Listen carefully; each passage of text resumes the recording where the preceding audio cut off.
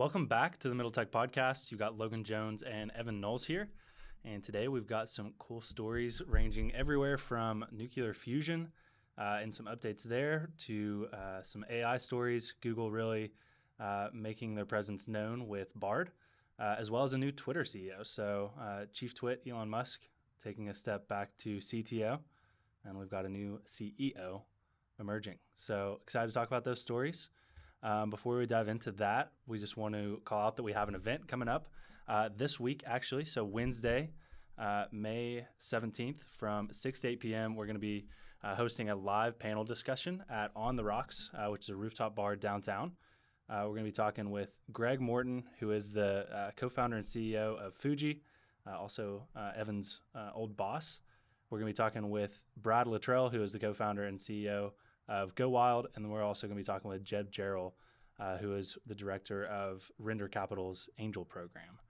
So we're going to be talking all about angel investing, what's going well here in the state, what could be going better, and just if you're not sure what angel investing is in the first place, we're going to be talking about all that sort of stuff too. So it's going to be moderated by our very own Evan Knowles, and we're super pumped about that. We're going to have some food. It's a free event. We're going to have some free drinks, networking, happy hour sort of style. I'm pumped for it. How are you feeling about it, Evan? Yeah, it's going to be a really fun event. I think we're going to get a different crowd than usual. Of course, there's going to be the normal suspects that show up at events for the startup ecosystem. But I think one great thing that we've done with Middle Tech across our brands, whether it's this podcast or DevelopLex, is build a very engaged audience and community. And so a lot of those people will show up that normally don't go to startup events and want to learn more about how to get involved in the technology and innovation space. That might be people that have backgrounds in real estate or more traditional businesses and want to learn more about what cool things on the technology side of the house are happening in Kentucky. So really excited to see who turns out, but it should be a pretty large group of individuals, so it'd be fun. Yeah, and we had our first DevelopLex happy hour up at On the Rocks, and it was awesome. So we wanted to stick to that. It's a cool rooftop spot. Provides an easy way to have drinks, just casual atmosphere. So excited for you guys to check that out. Again, that is this coming Wednesday, May 17th, 6 to 8 p.m. We'll put the link to register for the event in the description, where you can head to our social media channels and find the link to register there. Speaking of which, please remember to follow us on all social channels at Middle Tech Pod.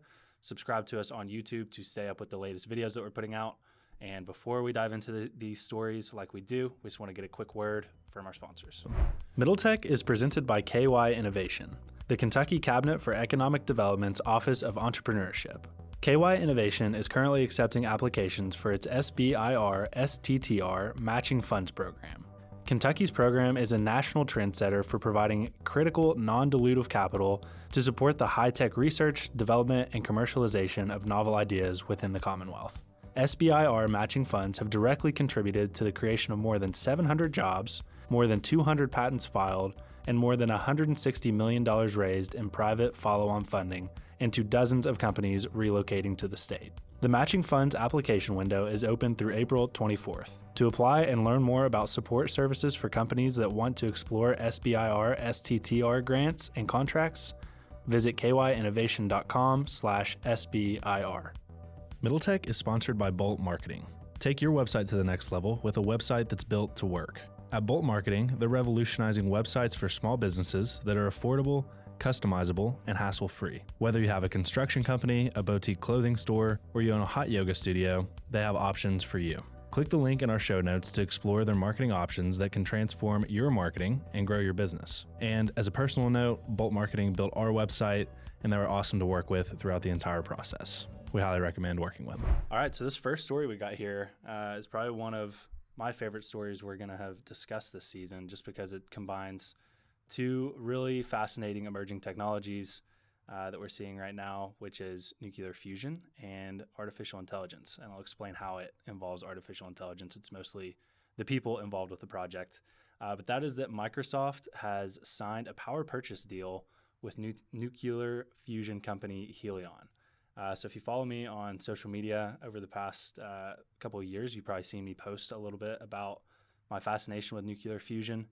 So I won't get too in the weeds around what fusion actually is. Just know that it's kind of the holy grail of energy generation, and it's a huge deal that Microsoft has signed this power purchase deal with Helion, who is one of the leading private companies trying to develop commercial, sustainable nuclear fusion power. And they have essentially signed this deal that says that they will purchase 50 megawatts or greater of power by 2028. So this is just a really big deal that Microsoft is, engaging a company like this that's trying to develop this technology. And it's an even bigger deal that Helion is willing to sign an agreement like this, because the agreement actually comes with some financial ramifications if Helion cannot deliver on this promise to provide that power. So it's just a really kind of fascinating thing to see playing out right now, because a lot of people have said we're decades away from being able to achieve sustainable nuclear fusion power. So just going over some details around this story, and then Evan and I will kind of go back and forth on all our thoughts on it. This is one of those things with the company. They're not sharing the price agreed to pay for the power, but the CEO of Helion is saying that their goal is to get that power down to as cheap as a cent per kilowatt hour. So it just kind of gives you an idea of what this technology could unleash into the future. And then just some quotes from the people involved with this. First off, the CEO says, "This is a binding agreement that has financial penalties if we can't build a fusion system." That's the CEO of Helion. We're committed to be able to build a system and sell it commercially to Microsoft. And then I pulled out this quote as well from a University of Chicago theoretical physicist who says, "I would say it's the most audacious thing I've ever heard. In these kinds of issues, I will never say never, but it would be astonishing if they succeed." So before going into some more details here, Evan, would love to just get your initial thoughts after seeing this story, and then we'll kind of tie this to artificial intelligence and Helion's largest investor, Sam Altman. Yeah. So a lot of the big tech companies, Google, Microsoft, Apple, Amazon, are investing very heavily in green technologies to get to carbon zero and neutral. And they're also investing in things like carbon credits, carbon capture, and things of that nature to also go back and eliminate all of their carbon emissions from the very beginning of the start of their businesses. So they're trying to wipe out any effect of carbon on the environment. And so this is a big play towards that, because this nuclear energy is abundant when it reaches its full potential, and it's completely green. So this is an investment that many companies are starting to look at and consider, and it seems like Microsoft's the first mover. Another thing that I think is important to point out is Sam Altman is an investor in Helion, and very vocal about its potential, and is very excited about it. And it's funny how he's behind OpenAI and now a major component with Helion. It's almost like he's the R&D department of Microsoft, and their big Quote. bets over the next 5 to 10 years. So that's pretty cool. But I'm excited to see how this plays out. If we as a country lead the world in kind of the new age of nuclear power, that puts us in a very powerful position. And we need the companies like Microsoft, Apple, and Google to be investing heavily in this technology, because they're so rich with cash and investment dollars to put towards big bets like this. And even if they fail, they've got so much cash flow. That's a bet they're willing to take and be willing to potentially lose on. So it's pretty exciting to see big bets like this being made by Microsoft. I think Satya Nadella is doing an amazing job. One, growing their kind of core business, which is the Microsoft kind of core SaaS products and enterprise products. But he's also making really big bets into AI and now nuclear power and several others over the last several years. So it's really cool to see them jump into the space. Yeah, and I think just to hit on the involvement of Sam Altman and the significance of him being kind of one of the leaders in the AI space right now, and then also he invested through his firm $375 million of the $570 million that Helion has raised. I think that AI could play a pretty big role in helping us achieve sustainable nuclear fusion. Um, in two major ways, really. I could see artificial intelligence essentially helping to run the actual reactor. It takes very precise conditions to achieve nuclear fusion. AI would be great at receiving data in real time and making decisions based off of that data to run the reactor. And then I also think just analyzing the data from the tests that they're running. So I think that it's just a perfect combination to have Sam Altman, who's involved in both AI and very deeply involved in Helion, kind of brokering this deal with Microsoft, and Microsoft just kind of being the bank to help make these things happen. So I think that's one thing that I'm really interested about. I'm also going to share my screen and I want to talk real briefly around how Helion is doing what they're doing. So I'm just going to play this video of the Helion reactor so people can kind of see how it works. If you want to hear the audio with it, go and search on YouTube, but this will at least show you the design of the reactor. But if you were following along with nuclear fusion back in December, you probably saw that we achieved a huge breakthrough in fusion, where researchers were able to trigger a fusion reaction that resulted in net energy gain. So that was achieved using lasers. There's a few different ways that it's theorized we could achieve fusion. One of those ways is through pointing really powerful lasers at each other onto a tiny target. The other is relying on magnetic fields to confine superheated matter called plasma in a machine called tokamak.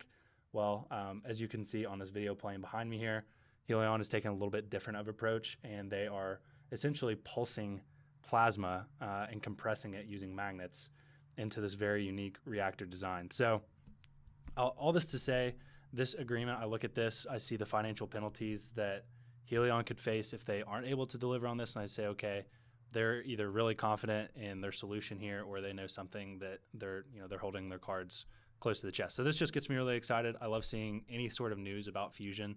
I think fusion is kind of one of those technologies that really shapes the future of society and of humanity and how we consume energy. So anyway, moving on from that story, let's move on to talking about the new CEO of Twitter. So Evan, give us the high level points here, and let's dive into who's going to be running Twitter going forward. Yeah. So Elon Musk named Linda Yaccaroni, one of the two. Yaccaroni. Yaccarino.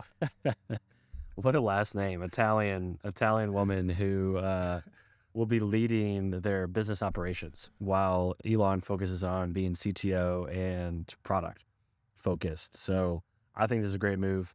Elon's an engineer and a product guy. He's obviously, a great CEO, but he's known to hire kind of more operations focused people around him, even if he retains that CEO title like he does at Tesla.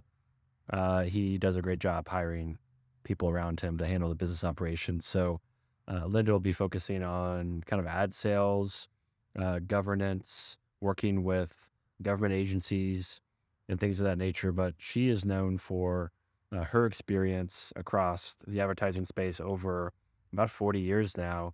And she has been at NBC Universal, is where she's coming from. She's been there since 2011 and has brought over $100 billion in ad sales into NBC Universal. So she looks to do the same at Twitter.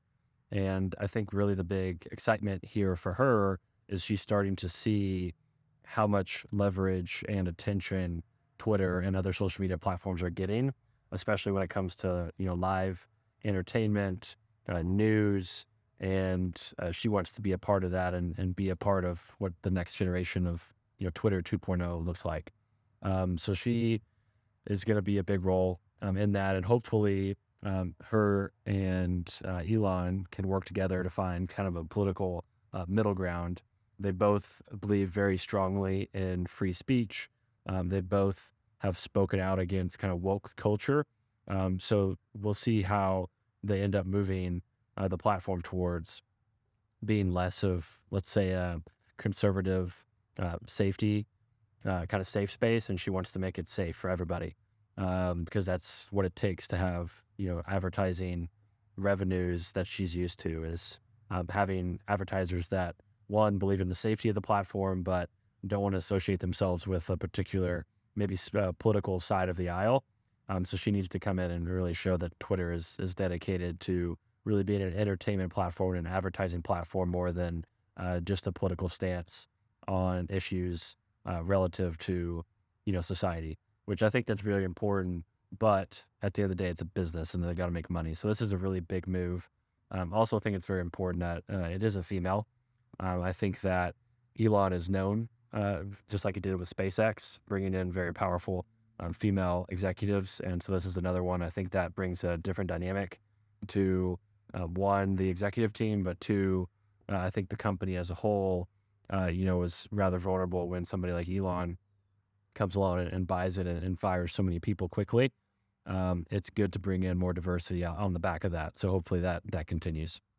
Yeah, 100% agree with you. I think that, unfortunately, Elon has become sort of a polarizing figure here recently. So I think that just the move of having somebody that maybe is not as, what's the right word for it, volatile, maybe, leading the company will probably just help people feel a little bit more comfortable engaging with Twitter. Other than that, I think that there's another Twitter story that's worth discussing aside from this new CEO role taking over, and that is this video that Tucker Carlson put out. Also, very polarizing figure, obviously a conservative personality, but I don't think it can be ignored what's going on here. Tucker Carlson got let go from Fox News, one of the most popular show hosts that Fox had, and he went on Twitter and announced that his show is coming to Twitter. So outside of the fact that, I'm just super interested to see what the numbers are going to look like around that. If we see that a personality like Tucker Carlson can come to Twitter and make more money and be more influential than being on, a mainstream media outlet like Fox News, the mainstream media outlets are in big trouble. So I think that's the interesting part here. I won't speak any on the politics of all of that. I just think that it's super interesting that Twitter is positioning itself as the platform where it is, quote unquote, 100% free speech to an extent. There's always consequences to free speech, but I just think it's super interesting that Tucker Carlson is bringing his show to Twitter, and it'll be interesting to see how the numbers work out from that. So Evan, I know we didn't really necessarily prepare notes on that, but I just thought that was a story worth mentioning there. I don't know if you have any thoughts you want to add to that. Yeah. I mean, the thing to pay attention to is that Twitter is already much more powerful than Fox News and CNN and all the others combined. Yep. Legacy media is in a very, very vulnerable spot. Their reach is decreasing significantly as people move towards streaming and other ways to consume content, Reels, TikTok. The age and the demographics are changing, but more so people's preference on where they're watching content has changed.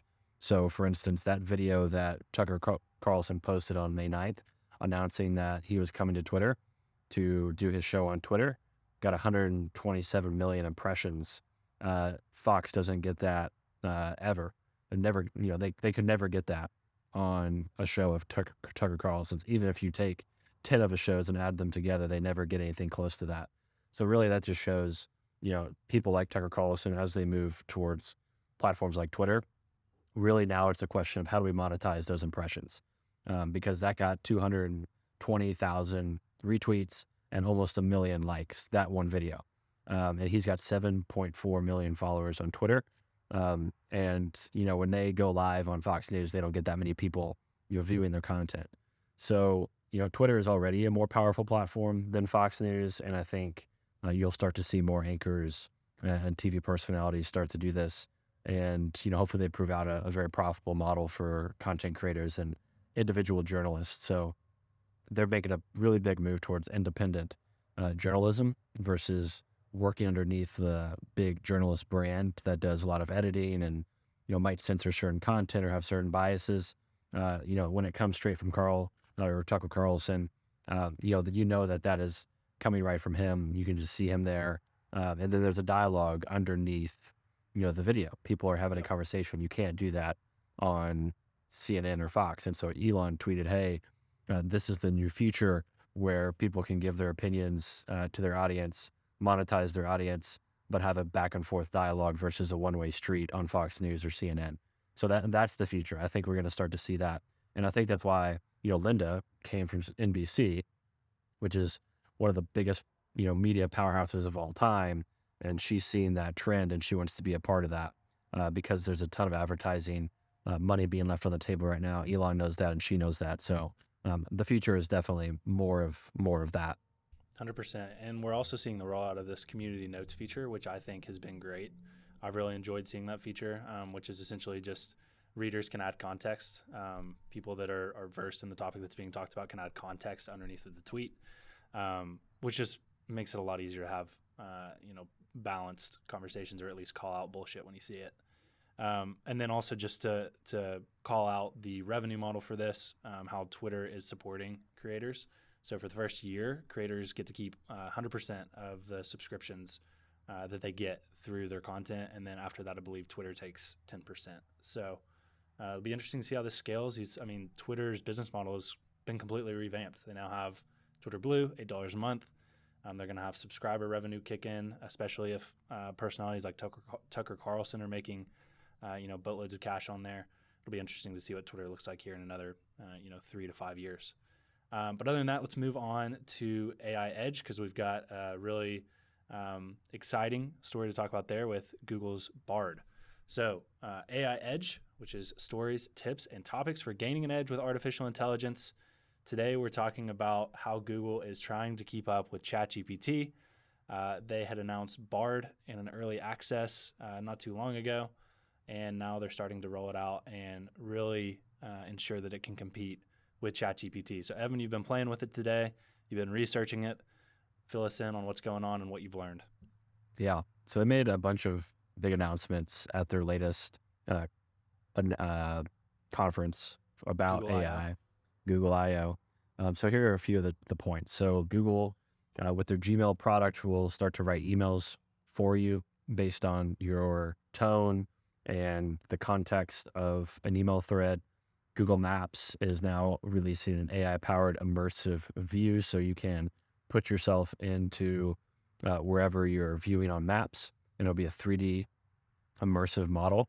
So if you're trying to figure out, which door leads to a certain building you're trying to get into, you can put yourself there before you're even there in real life.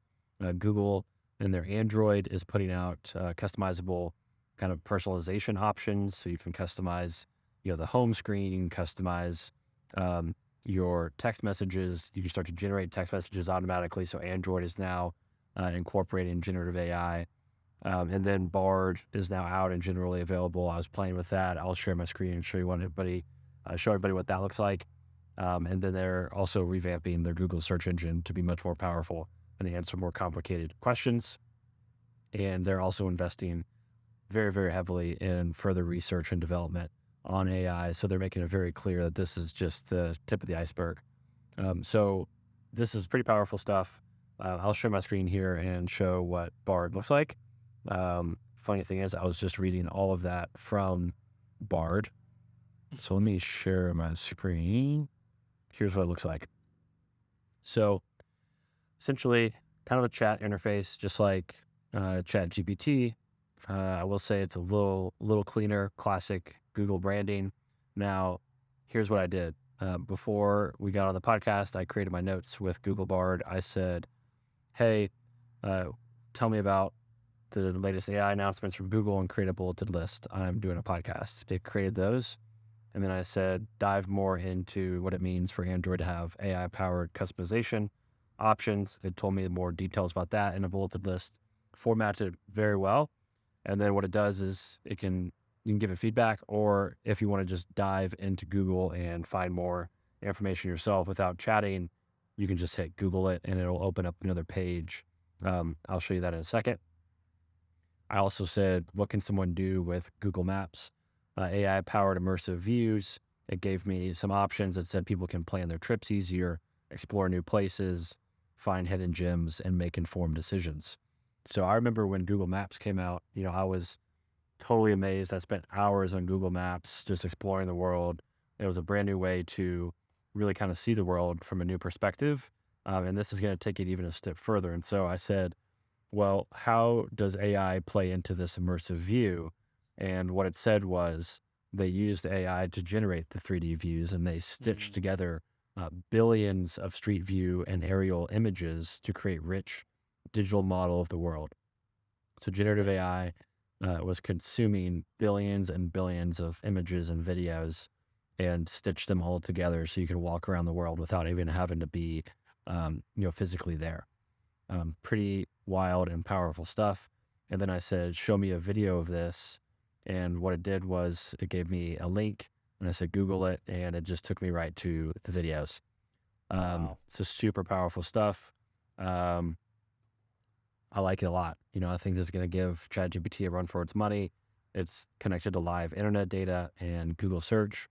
So, you know, I think Google is going to make a big move here. I think that they have a distribution plan and obviously distribution uh, strategy through Google, YouTube, Gmail.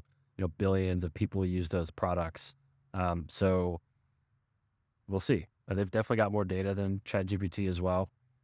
So really, I think it's just a matter of user experience from this point forward and distribution. So it's pretty exciting. Man. Yeah, super exciting stuff. I think that ChatGPT is just going to have to, I hope it makes them speed up releasing plugins. I think that's kind of the next iteration, or at least as far as I'm concerned, for how I use ChatGPT. That's kind of my main limitation right now, is being able to have AI go out and actually execute things for me. So I think once they release plugins, hopefully this will kind of spur. Hopefully we just get in like an all out kind of back and forth competition between a few of these companies that are just trying to make the best user experience possible and make this as robust as possible. But of course, that could be a little dangerous as well. So hopefully they go about it in the right ways. Other than that, anything else you'd like to add to AI Edge, tips of the week, any other news stories that you've come across before wrapping this part up? No, nothing I think of. Just a couple of things I think I'm really excited to see how they play out as Apple's play on this. I'm sure Apple's going to have to come out with something very soon. But notorious to what they do is they wait, they develop, and then they let other people go first, and then they come out with kind of a really, really great product that is super competitive. And then I'm also looking forward to, like you said, seeing how ChatGPT incorporates the browser plugin, which is essentially a competitor to Bard. So we'll see. I think that we'll just continue to see these foundational models that Google and OpenAI and others are putting out be developed on top of. Love it. Well, cool. Well, that'll conclude our AI Edge segment and this podcast for today. So thank you guys for tuning in. As always, be sure to go and subscribe to our channels.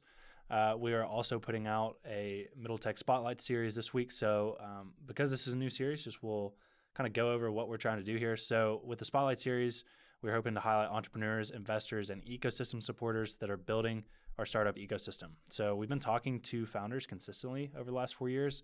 And we just want to use this series to keep tabs on the companies being built here. So on this Spotlight series, we're talking with our very own TJ Barnett, who has actually been building a social media company called Full Court Social. Full Court Social is a full-service social media agency that creates, curates, and manages content for all types of brands. So if you've seen any of our social channels and you wondered how we've grown them in the way that we have, the answer is TJ. And so we got to sit down with TJ and talk about him growing his own social media agency and what he hopes to do with that. And it's just a cool episode to hear about a business model that you don't get to dive into as much. So excited for you guys to listen to that. That'll be out on our podcast feed this morning as well. So if you want to go and learn about Full Court Social, you can head over to that episode also on our feed. So thank you guys for tuning in. We will see you next week.